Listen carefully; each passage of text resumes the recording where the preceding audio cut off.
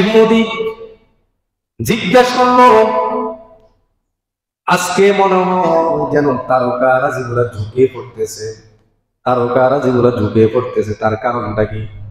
মনে হয় এই আজকে রাতের মধ্যে কোন নবজাতক শিশু দুনিয়ার মধ্যে এসেছে। তখন সে তালাশ করতেছে কোথায়। তখন তালাশ করতে করতে ওই আব্দুল্লাহ ছেলে আমিনার ঘর থেকে একটা ছেলে দুনিয়ার মধ্যে এসেছে। তালাশ করে সে পেয়ে গেল। ওই সন্তানটাকে পাওয়ার পরে সেই মানুষ মনে করেছে অন্য অন্য বাচ্চা যেমন সেও তেমন বাচ্চা, ছোট একটা বাচ্চা। দেখার জন্য ইহুদি আসলো। আসার পরে সে ওই ইহুদি রাসূল আকরাম সাল্লাল্লাহু আলাইহি ওয়াসাল্লাম তার ফিটটাকে দেখতে চাইলেন, ফিট রাসূলের ফিটটা দেখতে চাইলেন। আর দুই গাড়ের মাঝখানে দেখতে পেলেন, ওই দুই গাড়ের মজ অবস্থায় দেখতে পেলেন মোহরে নবুওয়াতের সিলটা আল্লাহ তাআলা মেরে দিয়েছেন। জোরে বলে সুবহানাল্লাহ। এই দেখে ওই ইহুদিটা বেহুশ হয়ে গেলেন।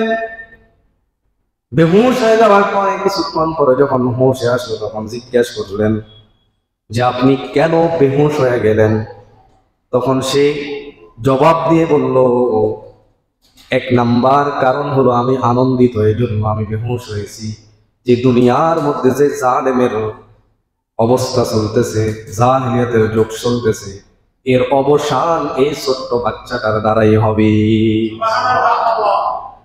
আরেকটা কারণ হলো দুঃখিত হওয়ার, বেহুশ হয়ে যাওয়ার আরেকটা কারণ হলো আমি মনে করলাম এই সন্তান মনে হয় ইহুদি বংশ থেকে আসবে, খ্রিস্টান বংশ থেকে আসবে, যেমন হযরত ইয়াকুব আলাইহিস সালামের সন্তানেরা এবং দাউদ আলাইহিস সালাম, সুলাইমান আলাইহিস সালাম, মুসা আলাইহিস সালাম, ইসমাঈল আলাইহিস সালাম, এইভাবে করে যারা ইব্রাহিমের বংশ থেকে, হযরত ইসহাকের বংশ থেকে এসেছেন, আমিও মনে করলাম তিনিও তাদের বংশ থেকে আসবেন, কিন্তু দেখি না তিনি ইসমাইলের বংশ থেকে এসেছেন।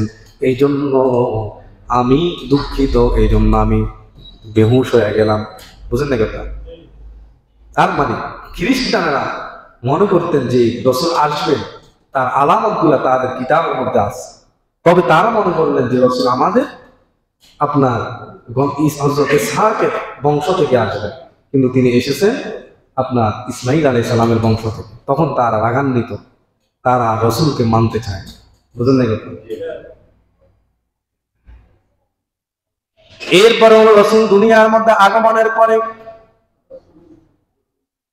তৎকালীন জামানায় পারস্যের প্রাসাদের মধ্যে টনক নড়ে উঠলো এবং পাথর বসে পড়লো এবং কিছু মানুষ অগ্নি পূজা করত। তাদের ওই অগ্নি পূজারীদের অগ্নি তাদের আগুনগুলা নিভে গেল। সুবহানাল্লাহ।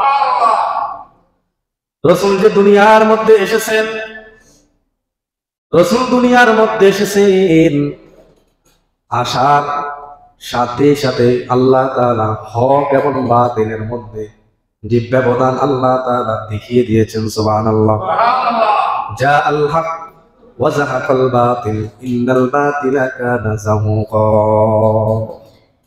হক বাতিলের মধ্যে ব্যবধান তখন থেকেই শুরু হয়ে গেছে। সুবহানাল্লাহ।